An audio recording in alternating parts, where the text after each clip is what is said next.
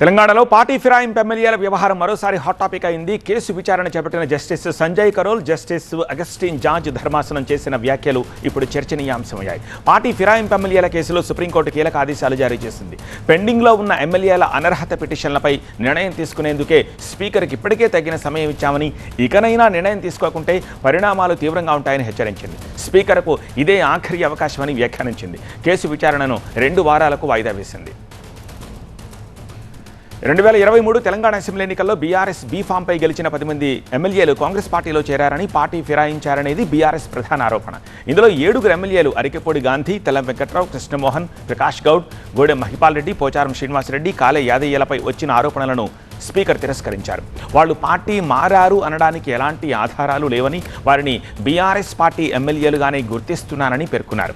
ఎమ్మెల్యేలు దానం నాగేందర్, కడియం శ్రీహరి, సంజయ్ అనర్హత పిటిషన్లపై స్పీకర్ ఇంకా నిర్ణయం తీసుకోవాల్సి ఉంది.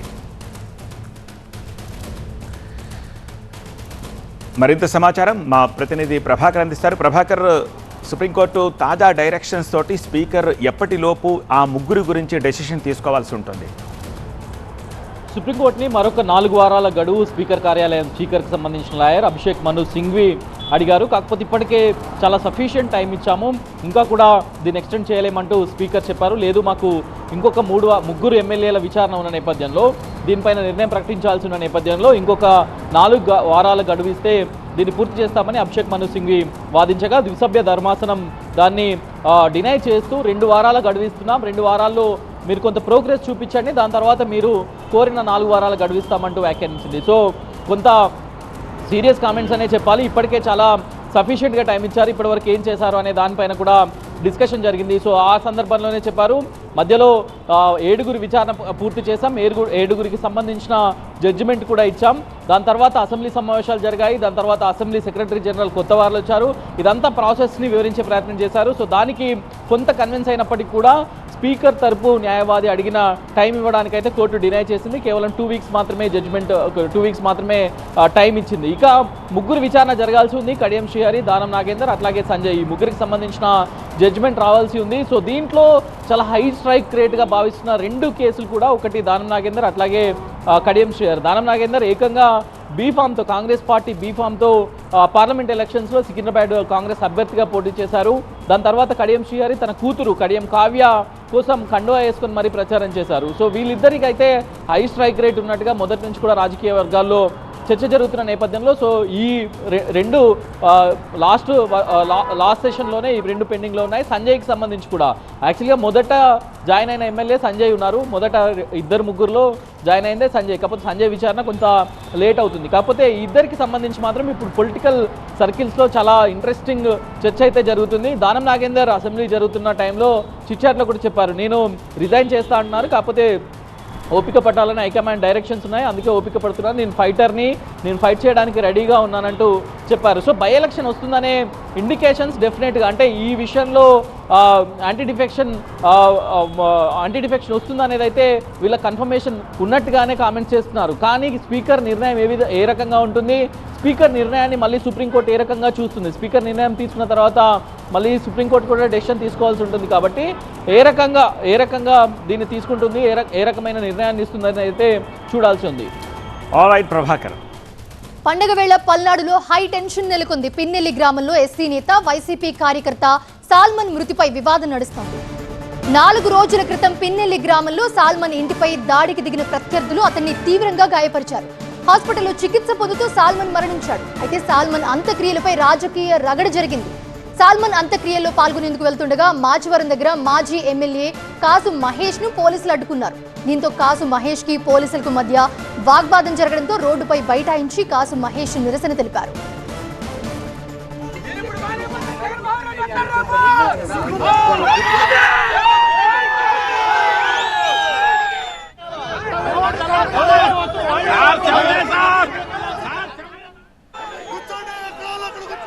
కాసు మహేష్ ఆందోళనకు దిగడంతో పిన్నెల్లి గ్రామంలోకి పోలీసులు అనుమతించారు. తర్వాత సాల్మన్ అంత్యక్రియల్లో పాల్గొన్నారు కాసు మహేష్. సాల్మన్ హత్యపై వైసీపీ అధికారంలోకి వచ్చాక సిఐడి విచారణ జరిపిస్తామని, హంతకులను వదిలిపెట్టేదే లేదని పార్టీ అధినేత జగన్ చెప్పారని కాసు మహేష్ స్పష్టం చేశారు. జగన్మోహన్ రెడ్డి గారు కూడా దీని మీద స్పందించారు. వాళ్ళ కుటుంబంతో మాట్లాడతారు, త్వరలోనే కలుస్తారు. ప్రగాఢ సానుభూతి తెలియజేశారు. ఖచ్చితంగా దీని మీద అవసరమైతే మహేష్ రేపు సిబిసిఐడి వేయిస్తాను. ఈరోజు న్యాయం జరగకపోతే రేపు అధికారం వచ్చిన తర్వాత మొట్టమొదటి వారంలోనే దీని మీద సిబిసిఐడి ఎంక్వైరీ ఉంటుంది. దీన్ని చేసిన వాళ్ళు, ఉసిగొలిపిన వాళ్ళు, మీకేం చేసిరండి నేనున్నానని చెప్తున్నా ఎరపతినేని శ్రీనివాసరావు. మేము కేసులు చూసుకుంటున్నా ఉంటున్నా ఈ సిఐఎస్ఐ అందరినీ తీసుకొస్తాం, రేపు బజార్కు లాగుతాం, ప్రభుత్వాన్ని డిమాండ్ చేస్తున్నాం. ఇప్పటికైనా సిగ్గు తెచ్చుకోండి. ఆ రెడ్ బుక్ చెప్పి నాశనం చేసేశారు ఆంధ్ర రాష్ట్రాన్ని. ఒకటి గుర్తు పెట్టుకోండి, ఈరోజు మీరు మాకు పాఠాలు నేర్పుతున్నారు, రేపు గుణపాఠాలు నేర్చుకునే రోజు వస్తుంది. పల్నాడు హత్యలపై కూటమి ప్రభుత్వాన్ని వైసీపీ అధినేత జగన్ ప్రశ్నించారు. ఎక్స్ వేదికగా ట్వీట్ చేసిన జగన్ రెడ్ బుక్ రాజ్యాంగం ముసుగులో అరాచకాలు చేస్తున్నారని, సాల్మన్ను ఇనుప రాడ్లతో కొట్టి చంపారని జగన్ ఆరోపించారు. ఇలాంటి దాడులతో వైసీపీని భయపెట్టలేరని అన్నారు జగన్. ఇదే అంశానికి సంబంధించి మరిన్ని అప్డేట్స్ అందించడానికి మా కరెస్పాండెంట్ వసంత్ అందుబాటులో ఉన్నారు. వసంత్, అసలు సాల్మన్ విషయంలో ఏం జరిగింది? దీనికి సంబంధించి జగన్ తీవ్ర స్థాయిలో ఆగ్రహం వ్యక్తం చేస్తున్న పరిస్థితి కూడా మనం చూస్తున్నాం. పల్నాడు జిల్లా పిన్నెల్లి గ్రామానికి చెందినటువంటి సాల్మన్ వైఎస్ఆర్సీపీ కార్యకర్తగా ఉన్నారు. అయితే కుటుంబ ప్రభుత్వం అధికారంలోకి వచ్చిన తర్వాత ఆయన స్వగ్రామానికి దూరంగా ఉంటున్నారు. సరిగ్గా 4 రోజుల క్రితం ఆయన కుటుంబ సభ్యులకు సంబంధించి అనారోగ్యం బారిన పడటంతో పరామర్శించేందుకు ఆయన అక్కడికి వచ్చారు. వచ్చినటువంటి క్రమంలో ఇటు వైఎస్ఆర్సీపీ నేతగా ఉన్నటువంటి సాల్మన్కు అలాగే తెలుగుదేశం పార్టీ నేతల మధ్య వాగ్వాదం చోటు చేసుకుంది. ఈ వాగ్వాదంలో అతనిపై దాడి చేయడంతో ఆయన గుంటూరులో ఉన్నటువంటి ప్రభుత్వ ఆసుపత్రిలో అడ్మిట్ అయ్యారు. చికిత్స పొందుతూ ఈరోజు మృతి చెందడంతో ప్రస్తుతం పల్నాడు జిల్లా వ్యాప్తంగా కూడా హైటెన్షన్ వాతావరణం నెలకొంది. సాల్మన్ పైన కావాలని దాడి చేసి హత్యాయత్నానికి పాల్పడ్డారంటూ ఇటు వైఎస్ఆర్సీపీ తీవ్రస్థాయిలో మండిపడుతోంది.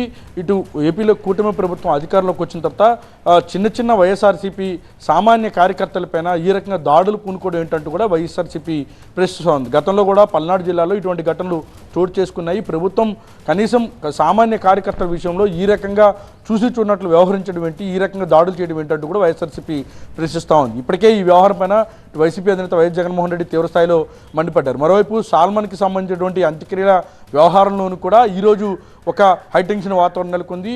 ఇటు కాసు మహేష్ ఎవరైతే ఆ పార్టీకి సంబంధించిన సీనియర్ నేతగా ఎమ్మెల్యేగా ఉన్నారో ఆయన అంత్యక్రియలో పాల్గొనేందుకు వెళ్తున్నటువంటి క్రమంలో కూడా అడ్డుకున్నారు. ఈ క్రమంలో పోలీసులకు ఇటు కాసు మహేష్కు కూడా తీవ్ర వాగ్వాదం చోటు చేసుకుంది. ఈ నేపథ్యంలో షరతులతో కూడినటువంటి అనుమతులు ఇవ్వడంతో సాల్మన్ అంత్యక్రియలో కూడా ఆయన పాల్గొన్నారు. అయితే ఈ ఎంటైర్ ఎపిసోడ్ పైన ఇటు వైఎస్ఆర్సీపీ అధినేత వైఎస్ జగన్మోహన్ రెడ్డి తీవ్రస్థాయిలో ఆగ్రహం వ్యక్తం చేస్తూ ఉన్నారు. రాష్ట్రంలో కూటమి ప్రభుత్వం అధికారంలోకి వచ్చాక పార్టీ నేతలను కార్యకర్తలను టార్గెట్గా చేసుకొని పనికట్టుకుని దాడి చేసి హత్యాయత్నాలు పాల్పడిన ఘటన వెలుగులోకి వస్తాయి. ఈ వ్యవహారం పైన ఇటు ఇప్పటికే కుటుంబ సభ్యులతో మాట్లాడారు. ఖచ్చితంగా వైఎస్ఆర్సీపీ అధికారంలోకి వచ్చిన తర్వాత వారి మృతికి సంబంధించి ఏవైతే దాడులు, హత్యాయత్నాలు, ఘటనలన్నిటిపైన కూడా విచారణ జరిపిస్తాము, దోషుల్ని ప్రభుత్వం ముందు నుంచోబెడతామంటూ కూడా దోషులను చట్టం ముందు నుంచోబెడతామంటూ కూడా చాలా స్పష్టంగా జగన్మోహన్ రెడ్డి చెప్పారు. సో ఈ ఎంటైర్ ఎపిసోడ్లో ఇటు పోలీసులు ఇప్పటికే ఎవరైతే ఈ హత్యాయత్నాన్ని పాల్పడినట్టుండో వారిని గుర్తించడం కూడా చెప్పారు. అయితే ఈరోజు మృతి చెందినటువంటి వ్యవహారం ఒకసారిగా వెల్లో రావడంతో ఇటు వైఎస్ఆర్సీపీ శ్రేణులు తీవ్రస్థాయిలో ఆగ్రహం వ్యక్తం చేస్తామని దారి కాచి మరీ వెంటాడి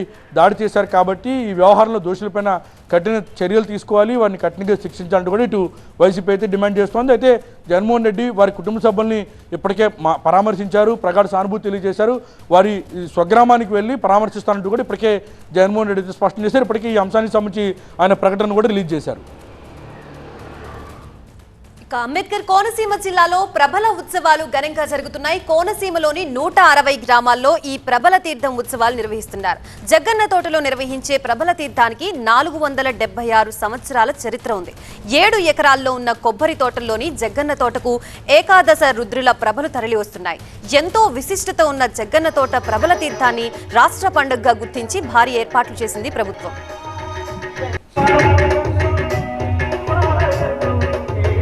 17వ శతాబ్దంలో పెద్దాపురం సంస్థానాధీశులైన వత్సవాయి జగన్నాథ మహారాజు ఈ ప్రబల ఉత్సవాన్ని ప్రారంభించినట్లు చరిత్ర చెబుతోంది. ఒక్కో గ్రామం నుంచి ఒక్కో ప్రభ జగ్గన్న తోట తీర్థానికి తరలి వస్తున్నాయి. ఉదయం నుంచి రాత్రి వరకు ఈ ప్రబల ఉత్సవం జరుగుతుంది. జగ్గన్న తోటతో పాటు కోనసీమ అంతటా ప్రబల ఉత్సవాలు జరుగుతున్నాయి. అంబాజీపేట మండలంలో రాష్ట్రంలోనే అత్యంత ఎత్తైన ప్రభలు ప్రత్యేక ఆకర్షణగా నిలుస్తున్నాయి. టన్నుల కొద్దీ బరువున్న ఈ ప్రభల్ని యువకులు తమ భుజాలపై మోసుకుంటూ ఉత్సవాలకి తీసుకొస్తున్నారు.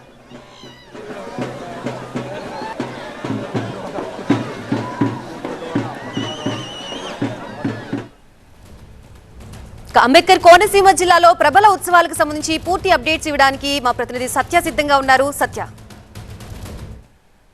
కోనసీమ జిల్లాలో ఒక పక్క సంక్రాంతి వైభవాలు ఇంకా కొనసాగుతుంటే కనుమ రోజు పెద్ద ఎత్తున ఏదైతే జగ్గన్న తోటకు సంబంధించినటువంటి ప్రబల తీర్థం వైభవంగా జరుగుతుంది. ఇప్పటికే జగ్గన్న తోటకు సంబంధించినటువంటి ప్రాంతంలో అనేక గ్రామాల నుంచి వచ్చినటువంటి ఏకాదశ రుద్రులు కొలువయ్యారు. ప్రస్తుతం చూడొచ్చు గ్రామాల నుంచి తీసుకొచ్చినటువంటి మొత్తం ప్రభలన్నీ కూడా ఈ కాలవలు చేలగట్ల నుంచి కూడా వస్తూ ఉంటాయి. ఈ నేపథ్యంలో పెద్ద ఎత్తున యువతంతా కూడా అంగరంగ వైభవంగా కూడా ఈ ప్రబల వేడుకను నిర్వహిస్తున్నారు. ఇప్పటికే రాష్ట్ర పండుగగా ప్రబల జగ్గన్న తోట ప్రబల తీర్థాన్ని రాష్ట్ర ప్రభుత్వం కూడా ప్రకటించడంతో స్థానిక మంత్రి పర్యాటక శాఖ మంత్రి కందుల దుర్గేష్తో పాటు స్థానిక ఎంపీ ఎమ్మెల్యేలు కూడా ప్రత్యేకమైన దృష్టి పెట్టారు. ఇప్పటికే భారీ జనసందోహం ఇప్పటికే చేరుకున్న దృశ్యాలు చూడొచ్చు. లక్షలాది మంది మొత్తం చుట్టుపక్కల ఉండే కాకుండా ఇతర రాష్ట్రాల నుంచి కనుమ రోజు వీళ్ళంతా కూడా సంక్రాంతికి వచ్చినటువంటి వాళ్ళంతా కూడా ప్రబల వైభవాన్ని చూసే వెళ్తుంటారు. అందులో భాగంగానే జగ్గన్న తోటకు సంబంధించినటువంటి ప్రాంతం అంతా కూడా నిండిపోయినటువంటి పరిస్థితి. ఈ జగ్గన్న తోటకు సంబంధించి ప్రాశస్త్యం ఉంది. అదే 17వ శతాబ్దం సంబంధించినటువంటి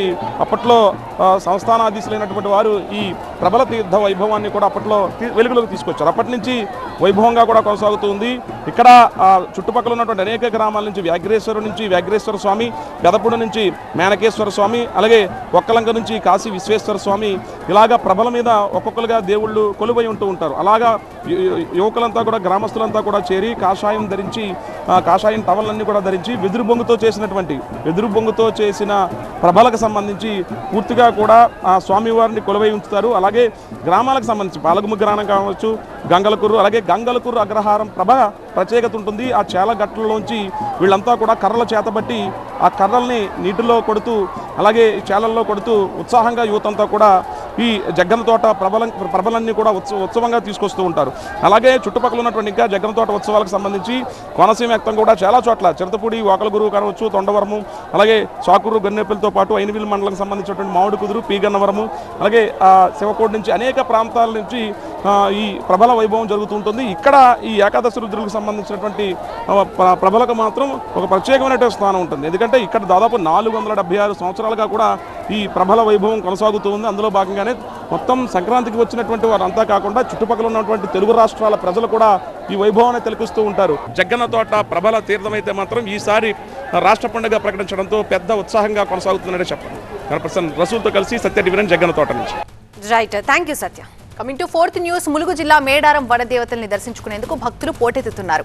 సమ్మక్క సారలమ్మ దర్శనానికి భక్తులు ముందుగానే తరలి వస్తుండటంతో మేడారంలో భక్తుల రద్దీ భారీగా పెరిగింది.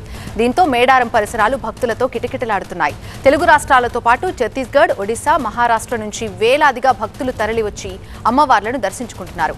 సమ్మక్క సారలమ్మకు నిలువెత్తు బంగారాన్ని సమర్పిస్తున్నారు. ఈ ఒక్కరోజే 6 లక్షల మంది భక్తులు సమ్మక్క సారలమ్మను దర్శించుకున్నారని అధికారులు చెబుతున్నారు.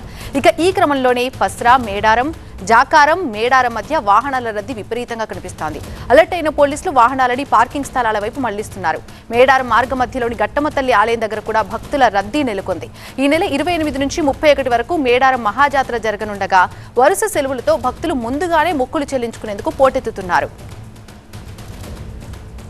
పూర్తి అప్డేట్స్ అందించడానికి మా స్పెషల్ కరెస్పాండెంట్ పెద్దీష్ లైవ్ లో సిద్ధంగా ఉన్నారు. పెద్దీష్, అసలు జనాలను చూస్తుంటే ఇప్పుడే జాతర వచ్చిందా అనిపిస్తోంది. మరి జాతర సమయంలో ఎంతవరకు వచ్చే అవకాశం కనిపిస్తుంది? ఏర్పాట్లు ఏ విధంగా జరుగుతున్నాయి? మేడారం మహాజాతరకు ఇంకా 12 రోజుల సమయం ఉంది.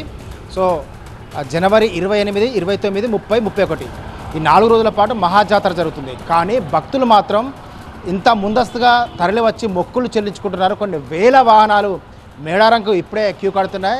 అయితే రేపు ఎల్లుండి 2 రోజుల పాటు కొంత ప్రోటోకాల్ ఆంక్షలు ఉండే అవకాశం ఉంది. ఎందుకంటే ఎల్లుండి అంటే ముఖ్యమంత్రితో పాటు ఎంటైర్ పరివారం కూడా, మంత్రివర్గం కూడా మొత్తం రాబోతున్న నేపథ్యంలో రేపటి నుండే కొన్ని ఆంక్షలు పోలీసులు విధించే అవకాశం ఉంది. కాబట్టి భక్తులంతా ముందస్తుగా మేడారంకు తరలి వచ్చి సమ్మక్క సారక్క దేవతలకు మొక్కులు చెల్లించుకుంటున్నారు. ఈరోజు చూస్తున్నాం మన గద్దెల వద్ద జనసందోహం ఇసుక పోస్తే రాని విధంగా గద్దెలను అంటే ఈసారి జాతరకు దాదాపు 2 కోట్ల మంది భక్తులు వస్తారని అంచనా వేసిన ప్రభుత్వం అందుకు తగిన ఏర్పాట్లు చేసింది.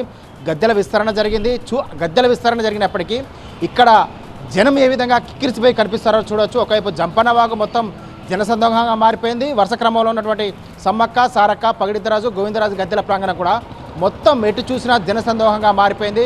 దాదాపు 1200 మంది పోలీసులు ఈరోజు భద్రతా ఏర్పాట్లలో నిమగ్నమయ్యారు. వారు ఎక్స్పెక్ట్ చేసినవి చేయని విధంగా సహజంగా ఈరోజు 3 లక్షల మంది వస్తారు కావచ్చని అందుకు తగిన ఏర్పాట్లు చేశారు. సీసీ కెమెరాల పర్యవేక్షణ, ఇంకోవైపు డ్రోన్లతో మానిటరింగ్ చేస్తున్నారు. కానీ ఊహించని విధంగా ఒక్కటేసారిగా 6 లక్షల మందికి పైగా భక్తులు తరలి రావడంతో క్యూలలో కూడా కొంత ఇబ్బందులు తలెత్తాయి. వాహనాలు పస్రా మేడారం మధ్య కొంత ట్రాఫిక్ ఎక్కడెక్కడ స్తంభించిపోయింది. ఎక్కడికక్కడే వాటన్నిటి కూడా పార్కింగ్ ప్లేస్లకు వాహనాలు మళ్లించి భక్తులంతా కూడా సురక్షితంగా మేడారం చేరుకునే విధంగా ఏర్పాట్లు చేశారు. జిల్లా ఎస్పీ, జిల్లా కలెక్టర్ అక్కడే తిష్టవేసి పూర్తి స్థాయిలో భక్తులు ప్రశాంతంగా తిరిగి వెళ్లే విధంగా పూర్తి స్థాయిలో ఏర్పాటు చేస్తున్నారు. జాతరకు ముందే ఇంత పెద్ద ఎత్తున భక్తులు తరలి వస్తున్న నేపథ్యంలో పోలీసు యంత్రాంగం కూడా పూర్తి స్థాయిలో ఏర్పాట్లలో నిమగ్నం అయిపోయారు.